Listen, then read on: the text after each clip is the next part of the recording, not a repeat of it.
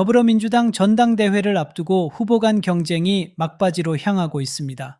그런데 송영길 당대표 후보가 정청래 후보를 향해 상당히 강도 높은 비판을 쏟아냈습니다. 뻔한 거짓말을 왜 하느냐며 이른바 붕어까지 언급했고 정 후보의 국정과제 이해도를 문제 삼으며 대통령의 국정 기조와 맞지 않았다고 주장했는데요. 여기에 뼈 해장국도 3번 끓이면 물이 안 나온다는 말까지 꺼내며 정 후보의 연임 필요성에도 선을 그었습니다. 송 후보가 이처럼 정청래 후보를 강하게 비판한 이유는 무엇인지, 그리고 민주당이 앞으로 어떤 방향으로 가야 한다고 주장했는지 인터뷰 핵심 내용 함께 살펴보겠습니다. 예. 일단 TV 토론을 전체적으로 마치신 소감은 어떻습니까? 예, 뭐 열심히 잘했다고 생각합니다. 예. 시간이 좀 부족해서 그렇지만 예. 뭐 일문일답을 했으면 좋겠는데 그게 안 돼서 좀 계속 정청래 후보가 막 이리저리 빠져나가고 말을 물어보고 대답 안 하고 다른 딴짓을 하고 꼬리에 꼬리를 무는 질문들이 이어져야 가능한데 거짓말도 하고 막 임기응변으로 그냥 미꾸라지처럼 답변을 해서 예. 딱 1대1로 그냥 둘이 딱 했으면 바로 그걸 잡아낼 수 있을 텐데. 예. 아쉬웠던 건 그러면 구체적으로 뭡니까? 정청래 후보의 거짓말 또는 그렇죠. 이리저리 빠져나갔던 건 예. 구체적으로 어떤 건가요? 아니 당장 당정청이 합의해서 지방선거를 이기는 것으로 정리했다고 완전히 거짓말이잖아요. 예. 그걸 이제 당정청이라고 분명히 해놓고 이번에는 당청간에 했습니다. 청을 예. 뺐잖아요. 그건 거짓말이잖아요. 아니, 거기- 박제가 돼 있는데 그 영상이 뻔한 예. 거짓말을 왜 하냐고. 이게 그렇죠. 붕어 IQ도 아니고. 정확히 정청래 후보는 지방선거 다음 날인 6월 4일에 청와대 소통에서 이렇게 발표하는 거로 조율됐다라고 얘기를 했잖아요. 예. 그러면 이 청와대가 과연 누구냐? 예. 대통령은 아닐 것 같고 뭐 정무 쪽 라인이나 없어요. 이럴 가능성 전혀 제가 다 확인했습니다. 전혀 없습니까? 없습니다. 뭐 비서실장이나 정무수석, 없어요. 정무비서관 아무도 아니에요? 예. 그러면 거짓말한 게 되잖아요. 그렇죠. 예. 다 확인하셨다는 건가요? 아니 대통령께서 예. 아니라 그랬잖아요. 그럼 대통령 말을 부정하는 참모가 있을 수 있는가요? 예. 대통령이 공개 사과했잖아요. 예. 며칠간 표정이 안 좋았다고 했죠. 근데 선거 결과에 그게 왜 대해서. 승리하는 걸로 바꿨다는 말이 어떻게 그 뒤로 대통령이 추가 말씀이 없었잖아요. 누가 보더라도. 예. 맥락상 그러면 대통령과 뜻이 분명히 달랐다. 분명히 다르죠. 그러니까 제가 대통령이 이 시기에 정면으로 반대하면서 어떻게 이재명 정부를 지키겠다고 나서는가 이렇게 지적하니까 그거를 논리적으로 해명할 수가 없잖아요. 예. 그러니까 이 거짓말을 한 거잖아요. 당정청이 조율해서 패배 의식으로 빠지지 않기 위해서 이기는 것으로 정리했다. 예. 그랬는데 정을 대표하는 김인석 총리가 아니라 그러니까 당정청이 아니라 당청이다 이렇게 이번에 말을 바꾼 거잖아요. 예. 그게 거짓말이라는 거 아닙니까? 그럼 이 전 말하고 서로 틀리잖아요. 들리다. 알겠습니다. 그래서 저는 거짓말을 하면 머리가 좋아야 되거든요. 이전에 자기가 무슨 말을 한지를 다 기억하고 있어야 되는데 예. 그 기억을 못하니까 붕어 IQ처럼 붕어가 낚시에 물렸다가 떨어지면 또 좀 있으면 잊어버리고 또 물거든요. 윤석열이 꼭 그랬잖아요. 윤석열이 예. 자기가 5분 발언하면서 앞에 했던 말을 부정한 뒤에서 말을 해요. 부정하는. 예. 옛날에 재판 과정에서 그런 표현들이 나왔었죠. 그렇죠. 예. 머리가 정말 나쁘구나. 이게 우리들이 확인한 건 예. 거짓말을 할 능력도 안 되는구나. 이걸 본 거죠. 알겠습니다. 상대 후보가 이제 거짓말할 능력이 안 된다 정도로 제가 이해를 하도록 하겠습니다. 어제 토론에서 눈에 띄는 장면은 정청래 후보가 송영길 후보에게 국정과제 50호가 뭐냐라고 사실은 물었습니다. 어떻게 보면 뜬금없지만 지난 토론에서 국정과제 1호가 뭐냐고 송 후보님이 정 후보에게 물었었기 때문에 여기에 대한 반응이었던 것 같아요. 아니 당 대표께서 국정과제를 발표한 날 본인이 행사에 참석을 했고 예. 대통령이 그를 발표를 하셨고 국무회의에 의결을 낸 공식 국정과제 1호를 모른다는 게 있을 수 있는 일이에요. 나는 그때 민주당 당원도 아니었습니다. 예. 밖에 소나무당에 나가 있었어요. 정청래 후보님. 당 예. 대표하고 비교할 문제입니까? 그리고 국정과제 50%를 정확히 어떻게 123개를 다 기억해요. 큰 틀을 내가 말했습니다. 5개 국정 목표가 있어요. 예. 국민이 하나 되는 정치, 세계를 이끄는 혁신 경제, 골고루 잘 사는 균형 발전, 예. 기본이 튼튼한 사회, 마지막은 국익에 도움되는 외교 안보. 이 5가지도 모르잖아요. 국정 목표 5가지를. 정청래보다 내가 물어봤더니 예. 뭐 국민이 행복하고 정확히 개념이 정리가 안 돼 있는 것을 확인했습니다. 심각한 문제고 정말 부끄러운 일입니다, 사실. 그러면 사실은 여당이 정청래 지도부일 때 네. 여당이 정부의 국정과제에 대한 이해도가 낮고 사실 별개로 갔다 지금 이 말씀을 하시는 거죠. 그러니까 자기 정치했다는 것에 딱 입증된 거잖아요. 우리 그 누구야 한민수 그 최고위원 후보께서 자기 정치를 했다는 증거를 대세요. 막 눈이 튀어나올 것처럼 맨날 떠드는데 증거가 나왔어요. 예. 한민수 후보님 이거 보세요. 증거가 나왔잖아. 국정과제 이론을 당대표가 모르고 맨 딴 자기 정치만 하고 있었다는 거 아닙니까? 예. 그리고 맨날 내란 청산하는데 내란 청산은 조국혁신당의 1호 약속이라는 거 아니에요. 근데 이게 왜 중요하냐면 단순히 기억했냐 안 했냐가 중요한 게 아니라 이재명 대통령께서 국정기조를 문재인 정부 때 적폐청산 1호가 국정과제 1호였습니다. 예. 적폐청산하다가 망한 거다. 그러니까 내란 청산은 사법적 시스템에 의해서 안 보이게 실질적으로 진행하면 돼. 예. 대신 국정과제는 국민을 통합하는 국민이 하나 되는 정치, 즉 통합 정치가 1호였습니다. 예. 그래서 5.18 정부는 여야가 합의했던 사안이니까 헌법 개정하자가 1호로 들어갔는데 당 대표가 이 국정 목표를 정확히 이해하고 있었다면은 자기가 장동혁하고 악수도 안 하겠다. 이런 말을 할 수가 없는 거예요, 처음부터. 그렇지 않습니까? 여야가 협의를 해야 개헌안이 통과될 거 아닙니까? 예. 그러니까 전혀 국정 기조에 맞지 않는 당대표 활동을 해온 거예요. 국정 기조가 전혀 맞지 않았다. 사실은 1호, 2호, 3호를 아는 게 중요한 게 아니라 그렇습니다. 대통령의 국정 기조에 맞지 않았기 때문에 충돌이 일어났고 그래서 여당 대표는 부적절하다는 말씀이시군요. 그래서 그게 지방선거까지 계속 내란 청산 가지고 그냥 리바이벌 한 거잖아요. 예. 국민이 하나 되는 정치를 통합을 통해서 유능한 지방정부, 유능한 진보, 가시적 성과를 내는 그런 걸로 갔어야 대구 김부겸을 이길 수가 있었고 예. 김경수가 이길 수가 있었고 정원호가 이길 수가 있었던 겁니다. 그걸 맨 내란 청산 이거 뭐 깨진 레코드판처럼 돌고 이미 지금 재판받고 구속돼서 실형이 선고되고 있는데 예. 추경호 대구시장한테 당신 경제부총리 때 뭐 했습니까?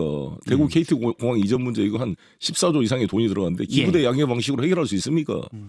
뭐 이런 거를 물어봤어야 되는데 그래서 오죽했으면 김부겸 후보께서 정청래 당대표 안 오지 왔으면 마라. 좋겠다. 그쪽 캠프 분위기가 그랬잖아요. 사실 지방선거에 당시 민주당의 캠페인, 네. 1번 슬로건은 내란의 완전한 청산이었습니다. 그런데 송영길 후보님이 보시기에는 네. 그건 이미 특검과 사법부의 영역으로 넘어갔다. 예. 민주당은 집권 야당은 다른 일을 했어야 된다고 하시는군요. 그렇죠. 일 잘하는 이재명 정부와 손발을 맞출 일 잘하는 지방정부. 예. 그게 핵심 슬로건을 갔어야죠. 나 내란 청산은 그냥 하면 되는 거 하고 있는 거잖아요. 예. 지금 우리가 야당도 아니고. 그런데 왜 당시에는 사실 지방선거 전에는 민주당에서 지금 송 후보님의 말씀 같은 목소리가 거의 잘 안 나왔어요. 그러니까 타 내란 청산이 가장 큰 슬로건으로 갔고 그래서 몇몇은 사실 말씀대로 갸우뚱했습니다. 지금 또 뭘 더하지? 라는 느낌?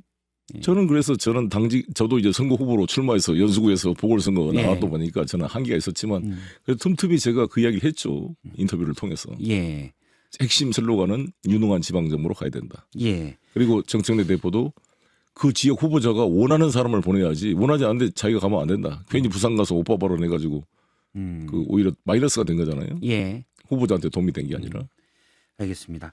비슷한 맥락에서 하신 말씀이 또 화제가 됐습니다. 토론에 나왔던 얘기인데 뭐 검찰개혁 잘했다. 네. 다 된 거 아니냐. 네. 이제 그만하셔라. 정청래 후보를 향해서. 그래서 뼈에 장국도 3번 끓이면 물이 안 나온다라고 하셨는데 네. 이 내용을 저희가 영상으로 잠깐 보고 이야기 계속 알겠습니다. 이어가겠습니다. 우리 정청래 후보 수고했습니다. 박수 한번 쳐주세요. 수고했어요. 이제 다 했습니다. 나 나올 일이 없다니까 연임할 필요가 없다고. 다 알아서 한다니까 우리가 이제 뼈 해장국도 3번 끓이면 물도 안 나옵니다. 뭘 또 검찰개혁. 저 장면이 이번 전당대회 최고의 반전으로 꼽혔던 장면입니다. 정청래 후보도 막 웃잖아요. 네, 웃더라고요. 잘했습니다. 박수 한번 쳐주세요. 그리고 아니, 끝나고 이제 그만해요. 내려와서 악수를 했는데 예. 진짜 재밌대. 아. 근데 연설이 재밌대. 예. 아니 정말 최고의 반전이었어요. 박수 쳐주고 이제 가라. 근데 이게 너무 이제 그냥 아주 깔끔하게 이제 가라 이래버리니까 예. 확 와닿긴 했습니다. 네. 준비한 멘트입니까? 그렇죠. 아니 실제로 사실이 예. 검찰개혁 제도적 틀이 됐고 정청래 후보께서 당대표 사표 내고 나서 한병도 직무대행 체제에서 다 형소법 개정안이 통과됐거든요. 예. 그렇잖아요. 그냥 진행되는 거예요 이제. 예. 굳이 정청래 대표 안 해도 된다고.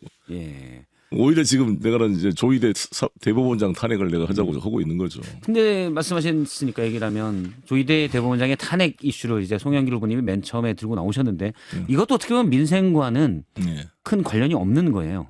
그렇죠. 예. 그러나 이건 사법개혁은 매우 중요한 거니까 병행해서 해야 될 문제로 봅니다. 특히 제가 중요하다고 보는 게 지금 대법원장이 노태악하고 이홍구 두 대법관 공석이 곧 생기는데 예. 노태악 이후로는 6개월 동안 지금 후임 대법관 재청권을 행사하지 않고 있고 또 최근에 이제 내란 관련 사건들을 전원 합의체로 옮겼단 말이에요. 예. 그것도 대단히 불안하고. 어찌됐건 이분은 내란과 심정적으로 공범 관계에 있다 저는 이렇게 생각합니다. 예. 네. 사실 뭐 대법관 제청 문제도 좀 더 논의할 문제가 많긴 한데 많은 분들이 그냥 송영길 후보님이 이제 전당대회에서 강성 지지층에게 소구하기 위해서 조이대 탄핵건을 들고 나왔다 이렇게 또 해석을 하더라고요. 네. 그건 아니고 예. 아니, 그런 요소가 100% 없다고 할 수는 없겠지만 저로서는 이 전당대회 기간이 가장 저의 목소리를 예. 국민들에게 알릴 수 있는 기회니까 당연히 이 기회를 활용해서 저의 의지와 신념을 밝히는 거죠. 저의 철학을. 근데 이 조희대 대법원장 탄핵은 저는 5월 1일 날 파기 환송 때부터 그렇게 생각했습니다. 예. 감옥에서 있을 때. 있을 수 없는 분노를 느꼈고 예. 그땐 제가 서울구치소 감옥에 있을 있었으니까. 때였습니다. 예. 알겠습니다. 만시지탄이다. 나는 정청래 후보가 이거 했어야 되는데 직무를 유기했다 이렇게 생각합니다. 알겠습니다. 다른 걸 하나 여쭤보도록 하겠습니다. 저번 이 뉴스쇼와의 인터뷰에서 송영길 후보님이 정청래 후보는 이재명 대통령의 스토커다라고 네. 얘기를 하셨어요. 정 후보가 이제 이 발언을 들었는지 대통령과 정 후보, 정청래 후보 본인이 송영길 후보가 대통령이 친한 것보다는 더 친할 것이다 이렇게 얘기를 했습니다. 혹시 반박하신다면요? 대통령한테 물어보세요. 대통령님과 독대로 자리를 가지셨잖아요. 사실은 전당대 출마하기 전에. 네. 그때 이제 그런 비슷한 얘기들이 나왔습니까? 이건 내용은 제가 NC에 내한다 그랬고요. 예. 그건 뭐 저의 느낌을 말씀드린 거였고, 아니 그거는 그러니까 정신 승리잖아요. 항상 지금 정청래 후보의 문제는 객관적 현상을 자기 주관적으로 해석해서 그럴 예. 것이다. 정신 승리를 하고 있다는 게 문제고요. 조국 혁신당과 통합했으면 서울시장 이겼을 것이다.부터 예. 시작해서 자기가 되면 10% 지지율이 오를 것이다. 지금 계속 정신 승리를 하고 있다. 예. 객관적 현실은 반대다. 이렇게 생각합니다. 객관적 현실은 반대다. 아니 그 그렇게 이재명 대통령하고 친하면은 당장 유시민 작가가 저렇게 대통령을 저주를 퍼붓는 것에 대해서 말 한마디 안 하는 사람이 그 말이 됩니까? 예. 예를 들어 부부가 내가 이 비유를 쓰는데 이 차를 몰고 가다 교통사고가 났어요. 예. 약간 자기 부인이 운전했어요. 약간 좀 잘못이 있더라도 상대 잘못이 좀 더 커. 예. 그러면 자기 아내 편을 들고 그 상대를 지적해야지. 그 앞에서 아내를 질책하면 그 평생 부부가 이제 화해할 수 없는 불화가 생기는 거 아닙니까? 예. 자기 편을 들어주지 않으면. 근데 지금 대통령이 어려운데 대통령을 이렇게 저주로에 가까운 지금 말을 퍼붓는 유시민 작가. 예. 마치 반대 실패할 것이야. 아예 내가 실패하게 만들 것이야. 이런 그런 악의가 들어있잖아요. 그렇게 해석이 되는. 그렇죠. 그렇게 해석이 되는데 거기서 침묵을 하고 특히 최민영 같은 경우는 부처의 눈으로 바라보자. 예. 유시민 작가는 우리의 참 지성인이다. 그럼 내가 이재명 대통령이라면 그 분노가 안 생길까요? 저런 놈들이 있나? 나를 공격하는 사람을 예. 막아 주기는커녕 부처의 눈으로 보자 그러고 참 지신이라 그래? 그래놓고 이재명 대통령 가장 친하다고 말하는 게 자기 모순 아닐까요? 정청래 후보는 얼마 전 뉴스공장 인터뷰에서 네. 이런 취지로 얘기를 했습니다. 지금 코어 지지층이 흔들리고 있다. 네. 그렇기 때문에 본인이 돼야 이 코어 지지층이 흔들리지 않는다. 네. 어떻게 보면 아마 이제 친명 친청 이렇게 이번 전당대회 과정에서 갈등이 너무 드러났기 때문에 정청래 후보가 돼야 오히려 이 정청래 후보 지지층이 안 흔들리고 안 빠지고 민주당이 갈 수 있다. 이런 맥락으로 해석이 됩니다. 그 말은 유시민 작가가 말한 A, B, C 그룹에 나는 B 그룹이다라는 것을 자백하는 거 아닙니까? 자기 이 유시민 작가 말씀하신 B 그룹이 뭐냐면 이익이 있어서 이재명 근방했다. 이재명 지지도 떨어지면 가장 먼저 돈을 던질 사람이 B 그룹인데 본인이 그 B 그룹의 행위를 그대로 재현하고 있는 것입니다. 코어 지지층은 어려울수록 힘을 모으고 합해지는 게 코어예요. 예. 아니면 코어란 말을 쓰면 안 되죠. 그렇지 않습니까? 그러면 아마 뭐 유시민 작가를 지지하는 분들의 입장에서 보면 이런 해석도 가능할 것 같아요. 사실은 코어는 이재명 대통령이 아니라 오랜 민주당에 쭉 이어온 주류였다. 그러면 얘기가 유시민, 정청래 그 두 있죠. 분들과 지지한 사람이 묻겠습니다. 코어의 핵심은 우리 민주당이 뿌리는 김대중 대통령부터 시작됩니다. 예. 이 유시민, 김대중을 저주하고 하야라고 공격했던 사람이 한 번도 민주당인 적이 없는 사람입니다. 예. 정청래 당시 학원 사업하고 있었어요. DJ와 관계가 없는 분이에요. 예. 조송영일 DJ가 젊은 피 수혈 1호로 영입된 뿌리입니다. 누가 누구를 뭐라고 할 사람들 다 외부에서 온 사람들이었는데 예. 그렇지 않습니까? 알겠습니다. 이 적통 논쟁에서는 노사모 얘기도 많이 나오는 것 같아요. 예, 노사모도 원오브 댐이었고 그분 뭐 그건 했는지 안 했는지 알 수가 없습니다만 저는 노무현 대통령의 그 후보의 수행 비서로서 예. 정몽준과의 단일화 마지막 실패 이후 승리를 만든 데 결정적 역할을 했다고 저는 생각을 합니다. 예. 그러면 정청래 후보, 근데 이번 전당대회 때 갈등이 너무 크기 때문에 많은 분들이 전당대회에 누가 이기든지 각 지지층 간의 갈등이 너무 커서 봉합되기가 쉽지 않을 거다라고 얘기를 해요. 송영길 후보님은 어떻게 보시는지요? 쉽지 않은 어려움이 있겠지만 저는 새로운 지도부가 구성되면 10% 이상 오를 거다. 예. 지지율이? 지지율이 오를 것이고 이재명 대통령과 힘을 합해서 새 지도부가 특히 송영길이 된다면 저는 예. 10% 이상 지지를 올릴 뿐만 아니라 예. 완벽하게 민주당을 새로운 방향을 끌고 나가겠습니다. 여기에 반대하는 세력들은 제2의 이낙연으로 소멸될 것이다. 이렇게 생각합니다. 새로운 방향이라는 건 어떤 방향입니까? 이재명 대통령 국정 철학에 맞는 실용주의 철학, 국민 통합의 시대로 가는 거죠. 국민통합 민생에 맞춰서 가야 그렇습니다. 된다. 민생 민주당으로 가는 거죠. 예. 여기에 동의하지 개혁은 않는다면? 사법개혁 이거는 절차에 따라 요란하지 않고 실질적으로 추진하면 돼요. 예.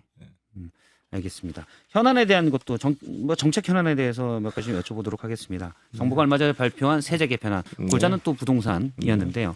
여기에 대한 반발이 거셉니다. 비거주택자에 대한 세부담이 강화되는 게 징벌적이다라는 얘기들이 있고, 이에 대해서는 민주당 의원들도 이렇게 가면 안 된다. 아마 선거를 의식한 것 같아요. 어떻게 보시는지요? 네, 일단 정부안이 이제 국회로 넘으면 국회에서 법을 제정을 해야 세금이 부과되는 거니까. 입법기관이니까요. 네. 대표 없이 과세 없다가 국회의 존재 이유가 뭐예요? 국민한테 예. 세금을 마음대로 걷지 못하게 해서 의회의 역사가 만들어진 거잖아요. 예. 영국에서부터. 예. 따라서 이 세금 문제는 국회가 법을 만들지 않으면 정부가 일방적으로 세금을 매길 수가 없는 겁니다. 그래서 국회에서 걸러져야죠. 걸러지는데 저는 어떤 게 필요하다고 보냐. 일단 종부세 1인 1주택의 그 면세점을 12억에서 14억으로 올려서 예. 시가로는 약 20억까지는 종부세 대상에서 제외시킨 건 잘했다. 예. 이렇게 생각합니다. 근데 이제 가장 논란이 된 게 양도소득세를 부과하는데 그 장기 보유 특별 공제, 그걸 장특 공제라는 게 있었는데 그걸 이제 실제로 거주한 사람에게만 한정하고 예. 보유한 사람에게도 인정된 것들을 잠정적으로 없애겠다는 거 아닙니까? 근데 저는 이에 반대한다는 거죠. 예. 대통령은 누차 사실은 부동산 세제 개편안 나오기 전에 반복적으로 얘기한 부분이 있습니다. 그러니까 네. 비거주 하는데 보유에 대한 공제를 별도로 해주는 게 맞느냐. 네. 그래서 말씀하신 장특공이 개편이 되게 되는 거죠. 네. 각각 4%였는데 이제 단기적으로는 보유만 8%로 가는 겁니다. 네. 사실 이런 인식에는 비거주의 몇몇 예외를 빼면 네. 비거주는 사실 갭 투자 아니냐. 네. 집에 대한 투자 대상으로 보는 것 아니냐. 네. 그러면 세부담을 해야 된다. 이 논리 같아요. 그렇습니다. 그 충분히 이해를 하고 그러는데요. 예. 그러나 예를 들어서 서울에 집 한 채 내가 가지고 있는데 뭐 직장이 인천이다, 뭐 수원이다 그래가지고 여기를 전세 내주고 자기도 수원이나 인천에 가서 예. 전세 살고 있는 사람들이 많잖아요. 근데 그런 분들 입장에서는 대단히 힘든 거죠. 그렇지 않겠습니까? 예. 자기가 다시 서울로 돌아와 살 수도 없고 살면 얼마나 출퇴근이 불편하겠어요. 예. 그러니까 그런 것들 시작해서 저는 일부 차등을 두더라도 대통령 말씀처럼 이 보유공제와 거주공제, 보유공제를 자체를 아예 제로로 없애버리는 것에 저는 반대하는 입장이다. 이거죠. 예. 네. 그걸 절충을 둬서 그 직접 보유공제와 거주공제를 더 높이 좀 더 후하게 예. 면제를 해주고 한 반으로 줄이더라도 저는 유지하는 게 맞다 이렇게 봅니다. 일부는 비거주도 보유면 일부는 공제해줘야 된다는 말씀이시군요. 그렇습니다. 예. 예. 사실은 아무튼 이제 논의를 해보겠습니다. 국회에서 치열하게 논의를 해봐야죠. 일단 뭐 중부세나 양도세에서 부담이 되는 부분은 나름 뭐 2-30억 이상이 되는 주택이 다수일 텐데 네. 너무 이제 민주당이 그쪽 부분에 물론 당연히 세금이 들어가니까 네. 불만을 가질 수 있지만 집이 없는 사람들보다는 또는 전세나 뭐 이렇게 고민보다는 이게 그쪽에 너무 대변하는 건 아니냐는 지적도 있어요. 근데 저는 기본 생각이 1가구 1주택은 그게 좀 비싸더라도 예. 그걸 팔아가지고 미국으로 이민 가지 않는 이상 그 집을 가지고 있을 거 아닙니까? 그렇지 않습니까? 예. 그러니까 그걸 가지고 있는데 이거를 청산한 것이 아닌데 예를 들어서 종부세 자기가 그 집에 살고 있다 그러면은 장부상으로 집값이 오를 뿐이지 현금이 현실화된 게 아니잖아요. 예. 근데 현금으로 세금을 내라면 부담이 있는 거예요. 현금 소득이 없는 사람들은 뭐 집은 비싼 집에 살고 있더라도 예. 그다음에 양도소득세도 다시 집을 사야 되잖아요. 팔면은 세금 다 떼어버리면 같은 급의 집을 살 수가 못 없어요. 사죠. 그 거주 이전의 자유가 제한된단 말이 그래서 나온 거잖아요. 예. 그 비판이. 그래서 이런 부분을 잘 살펴야 된다 이렇게 봅니다. 알겠습니다. 끝으로 이제 한 30초 남았는데 네네. 내가 당대표 되면 민주당이 이렇게 바꾸겠다. 40초 드리겠습니다. 예, 진짜 여당이 돼서 대통령과 손을 잡고 국민의 민생 실질적으로 유능한 국민의 손에 잡히는 그런 성과를 가져오는 집권당다운 집권당을 만들겠습니다. 그래서 예. 다음 총선 승리를 준비하겠습니다. 예, 알겠습니다. 더불어민주당의 당대표 후보 송영길 의원님이었습니다. 오늘 말씀 고맙습니다. 네.